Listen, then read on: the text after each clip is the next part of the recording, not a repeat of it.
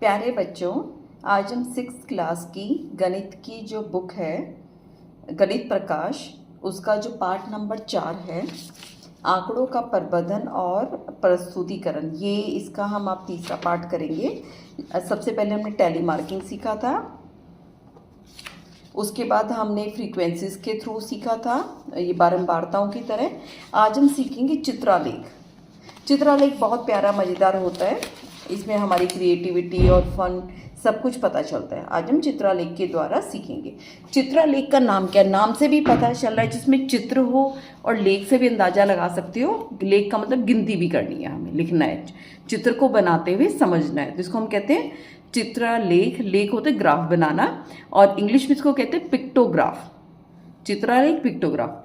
जैसे एक उदाहरण के तौर पे समझाते हैं। यहाँ पे हमें सबसे पहले ये देखना पड़ता है जो चित्र बनाया गया वो क्या दर्शा रहा है। जैसे ये चित्र जो है एक विद्यार्थी दर्शा रहा है, तो जैसे हम निजी कार हैं तो इसमें 4 1 2 3 4 है, तो एक जो है एक विद्यार्थी दिखा रहा है, तो निजी कार 1 2 3 4 बच्चे हैं जो निजी कार में स्कूलों में आते हैं। सार्वजनिक बस 1 2 3 4 5 बच्चे जो हैं वो सार्वजनिक बस में स्कूल आते हैं। विद्यालय बस 1 2 3 4 5 6 7 8 9 10 11 बच्चे जो हैं वो विद्यालय की यानी स्कूल बस में आते हैं।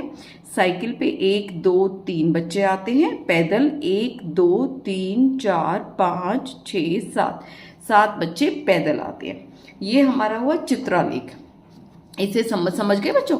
ऐसे हमें देखना है, थोड़ा सा आखिर में जाके हल्का सा मुश्किल हो जाएगा। अभी तो आप देखते ही समझ गए हो कि हाँ निजी कार है, इतनी पिक्चर है, इतने बच्चे आते हैं। तो इसके हम इससे संबंधित प्रश्न करेंगे। जैसे पहला है, यात्रा का कौन सा साधन सबसे अधिक विद्यार्थियों द्वारा प्रयोग किया जाता है? तो इसमें देखते आप अंदाजा लगा सकते हो, इसमें तो गिनने की भी जरूरत नहीं है। कौन से बच्चे सबसे ज्यादा दिख रहे हैं इसमें? सार्वजनिक बस में, विद्यालय बस में, यानी विद्यालय बस में सबसे ज्यादा बच्चे स्कूल आते हैं। दूसरा क्या क्वेश्चन है, यात्रा का कौन सा साधन सबसे कम विद्यार्थियों द्वारा प्रयोग किया जाता है? बहुत आसान है, देखते आप देख सकते हो, इसमें 3 है सबसे कम। इसमें ये गिनो ना तो भी देख के पता चल जाता है कि इसमें 3 बच्चे हैं, 3 बच्चे साइकिल से स्कूल में आते हैं। चित्रालेख होता क्या है? आंकड़ों जो बताया था, जो हम डाटा कलेक्ट करते हैं लोगों से पूछ के, आंकड़ों को वस्तुओं के चित्र द्वारा दर्शाना। इससे आंकड़ों के विषय में दिए गए प्रश्नों का उत्तर एक ही दृष्टि में देने में सहायता मिलती है। हम देखते ही हम इसमें बता सकते हैं। अब जैसे अगला क्वेश्चन है, नंद किशोर ने बेरसिया में अपने मिडिल स्कूल के बच्चों से वे कितनी बार रात्रि में न्यूनतम वे घंटे सोते हैं? प्रश्न के उत्तर एकत्रित करने के लिए उसने इस आंकड़ों का एक चित्रलेख तैयार किया गया। इसमें क्या उपरोक्त चित्रलेख में उन बच्चों की संख्या क्या है जो सदैव रात्रि में न्यूनतम 9 घंटे सोते हैं, यानी जो बच्चे पूरी रात 9 घंटे सोते रहते हैं। कितने विद्यार्थी कभी कभी ही रात्रि में न्यूनतम घंटे सोते हैं? जो कभी कभी 9 घंटे से अधिक सो गए, नहीं तो कम सोए हमेशा। कितने बच्चे हैं सदैव रात्रि को 9 घंटे से कम सोते हैं? स्पष्ट कीजिए आपने किस प्रकार उत्तर दिया। जैसे इसमें अब ये चीज ध्यान देने वाली बात है, इसमें संख्या क्या लिखी हुई है? एक जो त्रिभुज है वो 10 बच्चों को दर्शा रहा है, तो अगर यहाँ पे एक ये त्रिभुज है, इसका मतलब 10 बच्चे। दूसरा त्रिभुज, ये भी 10 बच्चे, ये भी 10 बच्चे, ये भी 10 बच्चे, ये भी 10 बच्चे। इनको हम जोड़ेंगे 10 20 30 40 50, तो यानी 50 बच्चे हैं जो सदैव 9 घंटे से अधिक सोते हैं। तो इसको निकालने के 2 तरीके होते हैं। या तो यहीं पर आप 10 मान लो, 10 जमा 10 जमा 10 जमा 10 जमा 10 यानी 50, या हम इनको गिन लेंगे और उसको 10 से गुना कर देंगे। जैसे इसको गिना हमने 1 2 3 4 5 त्रिभुज है, 5 को हम 10 से गुना कर देंगे, तो कितने बच्चे हैं जो सदैव रात को 9 घंटे सोते हैं? 50 बच्चे। आप मेरे को कमेंट करके बता सकते हो कि कौन सा आपको अच्छा लगा। ये इस वाले में क्या है, एक बच्चा 10, एक बच्चा 10, और ये जो अगर आधा है तो 10 का आधा कितना होता है? 5। तो अब की बार ध्यान रखना, इसको वो गिनना है, इसको 5 गिनना है, 10 नहीं गिनना। तो इसमें कितने हो गए जो पूरे हैं? इसके 2 तरीके हैं, या तो आप 10 और 10 और 5 कितने हो गए?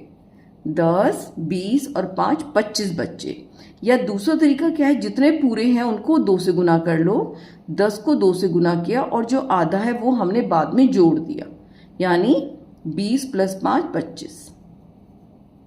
ठीक है, अब इसमें देखोगे इसमें क्या हो जाएगा, 10 20 30 40, कितने हो गए ये बच्चे, 40। आप ऐसे भी कर सकते हो, जहां हमें पूरे पूरे दे रखे हैं उनको गिन के हमने 10 से गुना कर लिया, जहां पे हमें पूरे नहीं दे रखे वहां पर हमने जोड़ लिया कि 10 20 और 5 25।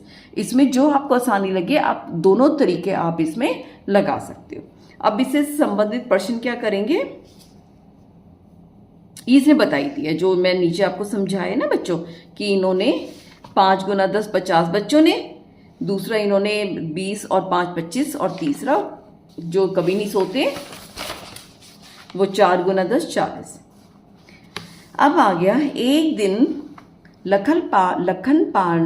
लखनपाल ने इन आंकड़ों को संग्रहित करके प्रत्येक कक्षा में कितने विद्यार्थी उपस्थित थे बनाया। भाई पहली में 3 बच्चे आए, सेकंड में 5 बच्चे आए, थर्ड में 4 बच्चे आए, फोर्थ में 2 बच्चे आए, फिफ्थ में 0, सिक्स्थ में 1, सेवन्थ में 5 और 8th यानी 8वीं में 7 बच्चे आए। उसके हिसाब से इसने चित्रलेख बनाया, उसमें एक विद्यार्थी को एक ही बच्चा दिखाए, क्योंकि थोड़े बच्चे थे आराम से दिखा सकता है। जैसे पहली को स्टार्ट करते हैं, पहली में कितने बच्चे, 3, यहाँ पे 3 उसने स्माइली फेस बना दिए, जो उसने बना रखे हैं, बच्चों को स्माइली फेस से दिखाया। दूसरे में कितने बच्चे आए, 5, तो 5 स्माइली फेस बना दिया, 1 2 3 4 5। तीसरे में कितने आए, 4 बच्चे, तो 4 स्माइली फेस बना दिए, 1 2 3 4। चौथी में कितने बच्चे आए, 2 बच्चे, तो 2 स्माइली फेस। पांचवी में कोई बच्चा नहीं आया तो कोई स्माइली फेस नहीं।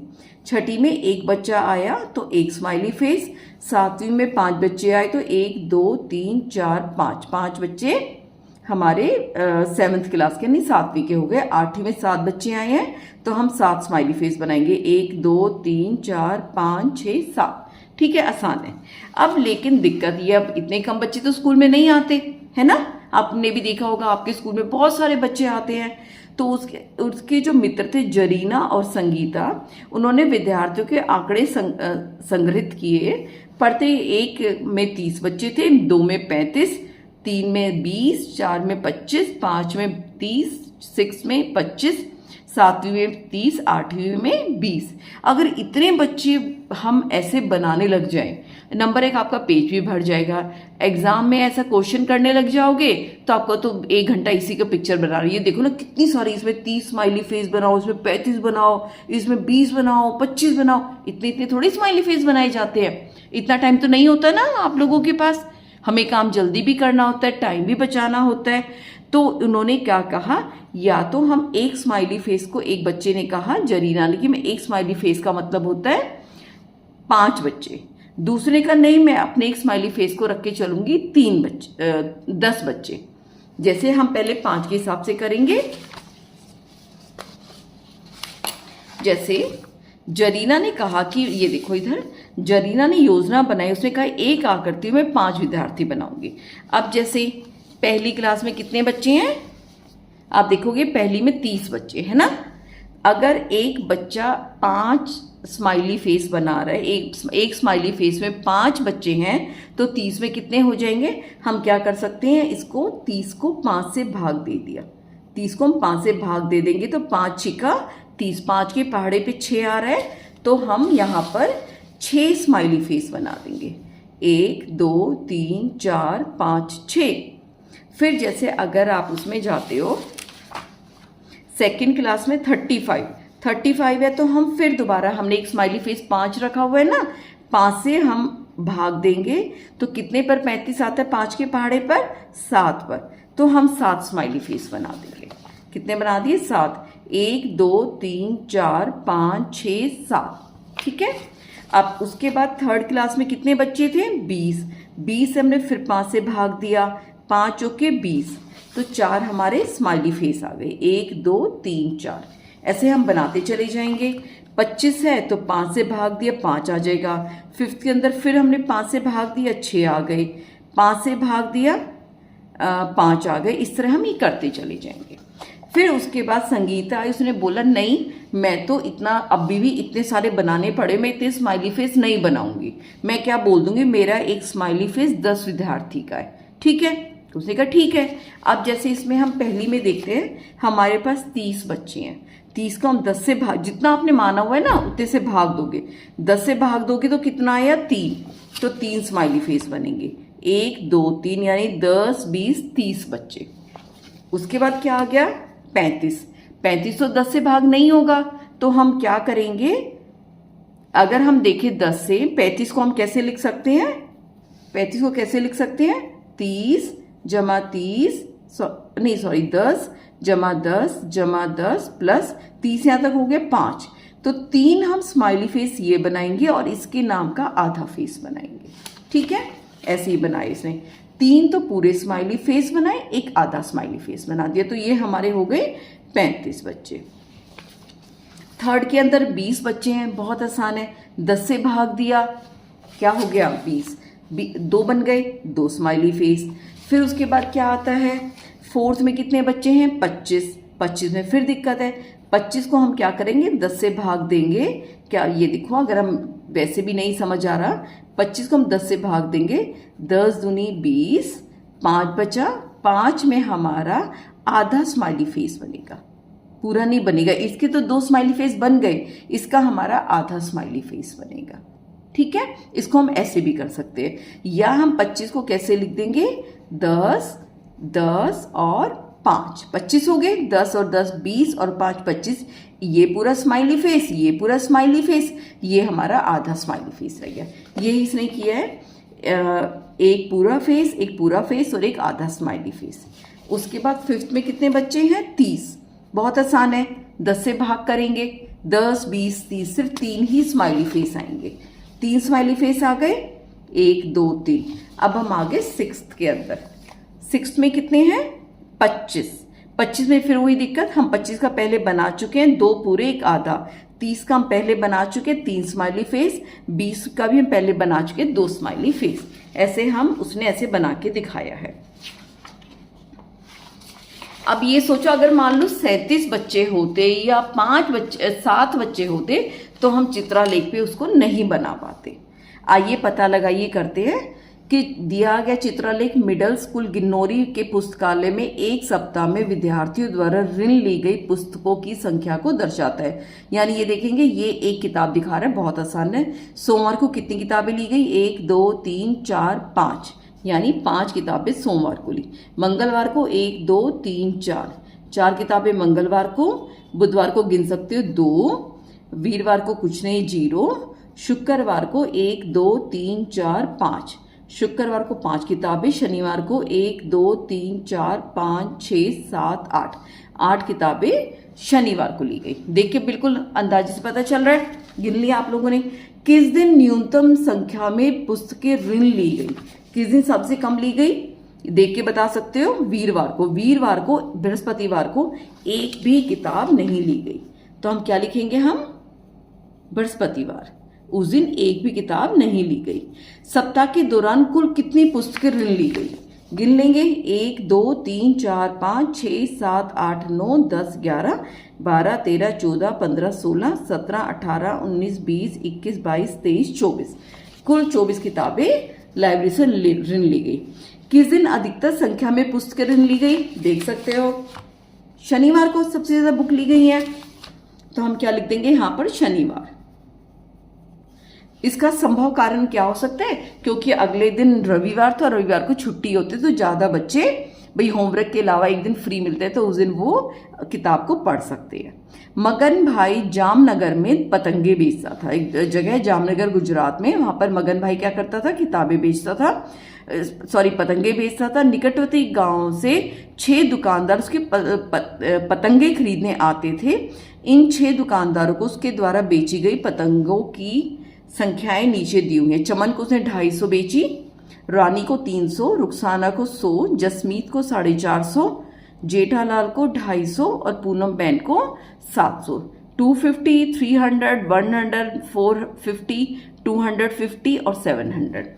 एक चित्रलेख तैयार कीजिए जिसमें पतंगे, यानी एक पतंग हमें क्या दिखानी है, 100, इसमें क्या दिखाएंगे, अगर 250 है तो हमारी 2 पूरी पतंगे बनेंगी, यानी 100 प्लस 100 प्लस 50। 100 हमारी पूरी पतंगे बनेंगी, 50 के नाम की एक आधी पतंग। 300 में 3 पूरी पतंग, 100 में 1 पतंग, 450 में फिर वही 4 पूरी पतंग और 50 के नाम की एक आधी, 250 में 2 पूरी पतंग और 50 के नाम की आधी, और 700 में 7 पूरी पतंग। ये मैंने आपके लिए बना के रख दी है। इस तरह चमन को कितनी बेची थी, 250, 250, तो 2 पूरी 1 आधी। रानी को 300, तो 100 200 300। रुखसाना को 100, तो 1 पतंग हो गई। जसमीत को 450, 100 200 300 400 और 50। जेठालाल को 250, 100 250। पूनम बहन को 700, 1 2 3 4 5। हम यहां पर ऊपर लिख भी देंगे, इसका मतलब क्या है, 100 पतंगे। ये लिखना भी पड़ेगा कि हमारी एक पतंग किसको दिखा रही है। अब हम इसके प्रश्न उत्तर करेंगे। अब इसको देखते हुए कर लेंगे। रानी द्वारा पतंगों को कितने प्रतीक से दिखाएंगे, रानी को कितने से दिखाएंगे, क्योंकि रानी ने 300 खरीदी थी, कितनी पतंगे बनेंगी उसमें, 3। सब किसने अधिकतम संख्या में पतंगे खरीदी, पूनम बेन। जसमीत और चमन में से किसने सबसे अधिक खरीदी, जसमीत ने खरीदी 450 और चमन ने 250। तो किसने अधिक खरीदी, जसमीत ने। रुखसाना कहती कि पूनम बहन ने रानी द्वारा खरीदी गई पतंगों की संख्या के दुगने से अधिक पतंगे खरीदी है। या रुखसाना क्या कहते हैं कि पूनम बहन ने जितनी रानी ने खरीदी, रानी ने कितनी खरीदी, 300, और पूनम बहन ने कितनी खरीदी, 700। कहते कि पूनम बहन ने रानी द्वारा खरीदी हुई पतंगों की संख्या के दुगने से अधिक पर, क्या वह सही है, हम कहेंगे बिल्कुल सही। तो इसका मैं लिखना भूल गई, अभी लिख देती हूँ। तो इसका प्रश्न हो जाएगा तुम्हारा डी वाले का। हम ये लिखेंगे, रानी किसने खरीदी, रानी ने खरीदी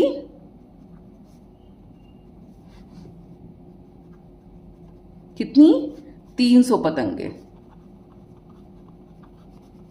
और पूनम बहन ने खरीदी 700 पतंगे। तो रानी की दुगनी, रानी की पतंगों का दुगना, रानी की पतंगों का दुगना कितना हो जाएगा, 300 गुना में 2, 600। अब तुम देख सकते हो, अगर हम रानी की दुगनी पतंग भी कर दे तो भी 600 है। पूनम बहन ने तो 700 खरीद रखी है, तो क्या हम बोलेंगे, रुखसाना सही बोल रही थी, रुखसाना सही बोल रही थी। कि क्या सही बोल रही थी, कि पूनम बहन ने रानी द्वारा खरीदी गई पतंगों से दुगने से अधिक पतंगे खरीदी है। ठीक है, ये आपकी एक्सरसाइज हो गई। कल हम करेंगे दंड आलेख। वीडियो थोड़ी लंबी हो गई है बच्चों, क्योंकि ये वाला चैप्टर थोड़ा लंबा था। अगर मैं थोड़ा जल्दी में पढ़ाया है, अगर कोई समझना है तो वीडियो रिपीट करके देख सकते हो। थैंक यू बच्चों।